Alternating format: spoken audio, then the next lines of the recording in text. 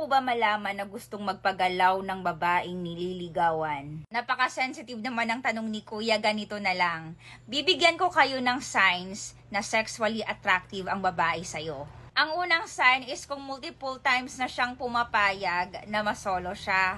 Yung tipong hindi siya hesitant na sumama sa'yo kahit pa mag-travel kayo sa malayo or magstay man kayo overnight. Kasi kaming mga babae, hindi naman kami manhead. Most of the time pa nga, advance kami mag-isip. So, pinaplano nyo pa lang, iniisip na namin yung possible na mangyari. It means, aware na din kami na may possible mangyari. Kaya nga, hindi talaga kami sumasama sa lalaking hindi namin gusto or hindi namin bet.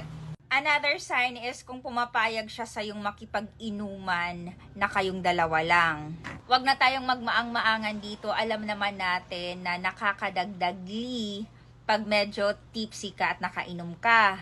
Kasi wala naman sigurong babaeng makipag-inuman one-on-one sa lalaking hindi niya gusto or hindi niya bet.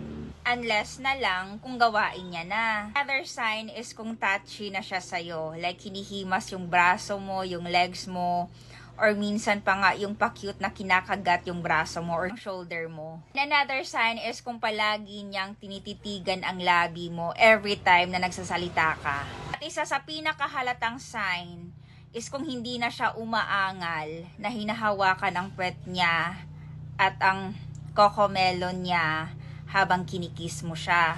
Hindi ka talaga makakascore kung hihintayin mo ang babaeng mag-first move. Kasi ang babae, naghihintay lang din yan na ikaw ang mag-first move.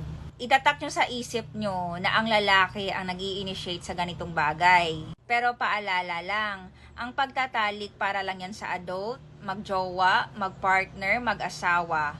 Kung minor de edad ka, pass ka muna. You're welcome.